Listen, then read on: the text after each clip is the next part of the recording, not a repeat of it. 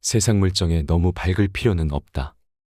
너무 세련되고 빈틈이 없으면 인간미가 떨어져 주변의 시기나 공격을 받는다. 더욱이 자꾸 허식에 치우치게 된다. 우직하고 만만한 편이 세상을 살아가는데 더 도움이 될 때가 많다. 세파를 헤쳐나가는데 능숙해서 자잘한 성공을 맛보기보다는 좀 더 욕심을 버리고 둥글둥글하게 사는 것이 인생에서 더 필요하다. 적당히 더럽고 적당히 깨끗하라. 사람이 지나치게 올곧고 깨끗해도 문제다. 그러면 주변에 친구가 생기지 않는다. 혼자만 고상하고 고매한 위인을 좋아할 사람은 없다. 어느 정도는 세상과 타협하며 살 필요가 있다. 우리가 사는 세상은 원래 그렇게 되어 있다. 너무 깨끗하면 미움받고 너무 더러우면 버려진다. 적당히 더럽고 적당히 깨끗해야 서로 더불어 살아갈 수 있는 것이다. 삶의 타협의 연속이다. 커다란 문제라 여기고 다투는 것들도 옆에서 보면 사소한 문제를 두고 사소한 이유로 싸우는 것에 지나지 않을 때가 태반이다. 시시비비를 가린다고 아기다툼하는 것도 냉정한 마음으로 바라보면 부질없는 일이다. 만약 자신이 분쟁의 당사자라면 최대한 멀리 떨어져서 상황을 냉철하게 생각해보자. 때로는 냉각 기간도 필요할 것이다. 삶은 타협의 연속이다. 타협하지 않고서는 살아가기 어렵다. 타협은 패배가 아니다. 타협이 현명할 때가 훨씬 많다.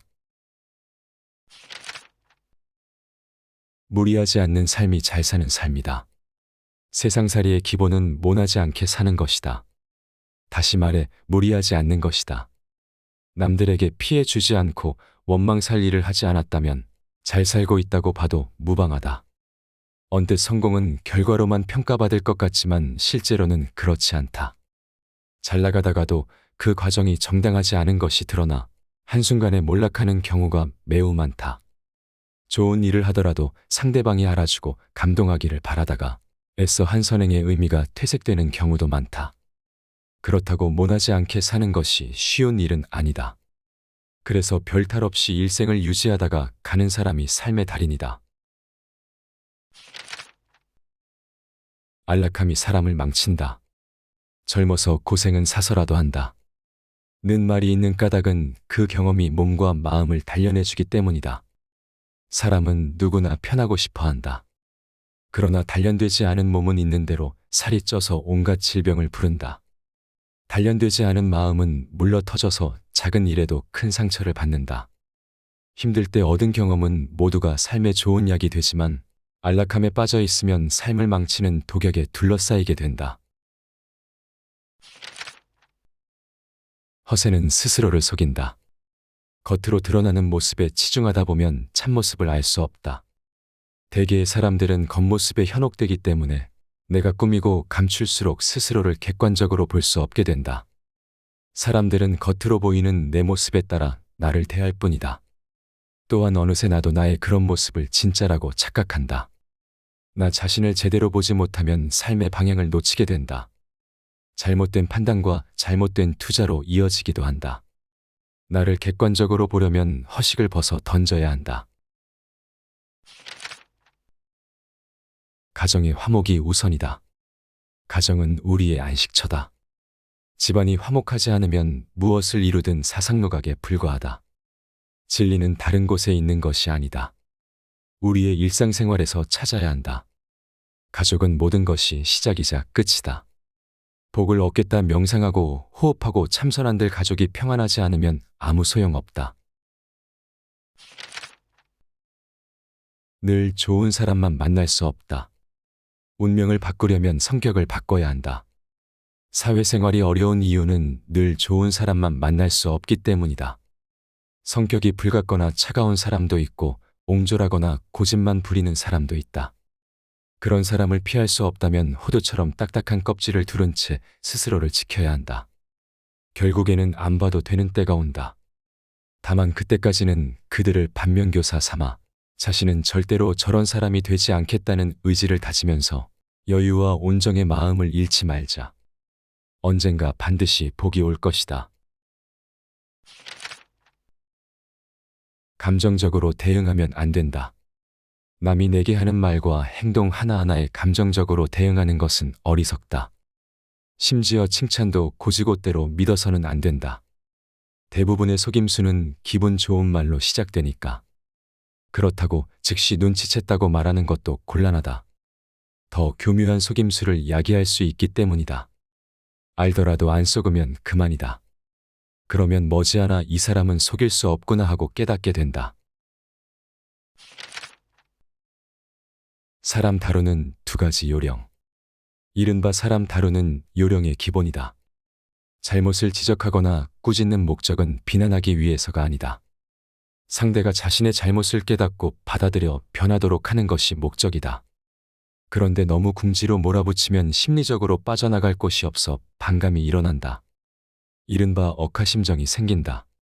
마찬가지로 상대를 칭찬하거나 선행을 베풀 때도 지나치면 역효과를 낸다. 칭찬에는 상대방의 바람직한 행실을 인정해주고 계속 그렇게 하라는 독려의 의미가 있다. 선을 베푸는 데는 상대방도 따라서 그렇게 해주기를 바라는 마음이 담겨 있다. 하지만 너무 지나치면 우쭐함과 교만함을 들게 하고 호의를 권리로 받아들이는 못된 생각을 품게 만든다. 세상을 대하는 세 가지 태도. 첫 번째, 오래 사귀어 스스럼 없이 지내는 친구일수록 그 소중함을 잊지 말고 늘 소홀하지 않도록 신경 써야 한다.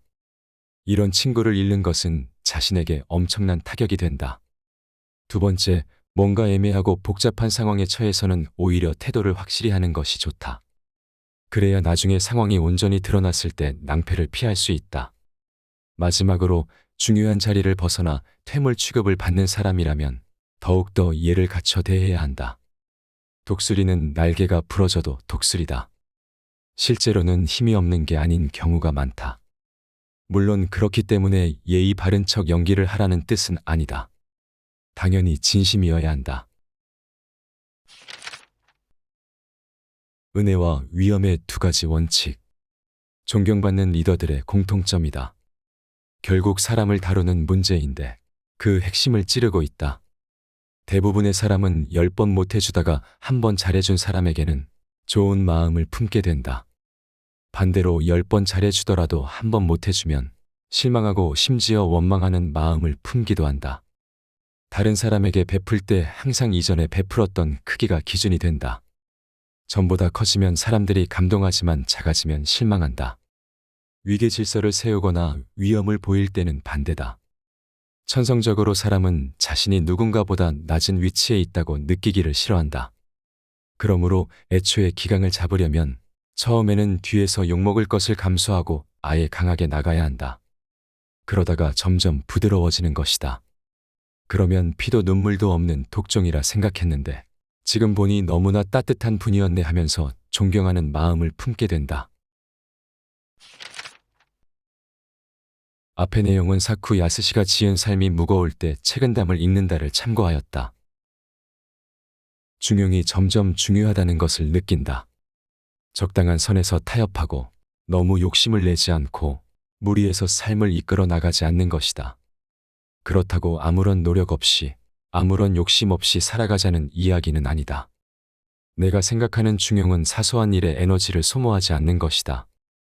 가정의 화목, 자아 실현 등 자신에게 중요하다고 생각하는 것에 집중하는 것이다. 어차피 세상은 순리대로 흘러간다. 좋은 것이든 나쁜 것이든 모두 시작한 사람에게 돌아가게 되어 있다. 그러므로 내가 중요하다고 생각하는 것을 지키고 발전시키려고 노력해야 한다. 그 외의 것은 흘려보내자. 이것이 내가 생각하는 중용이다.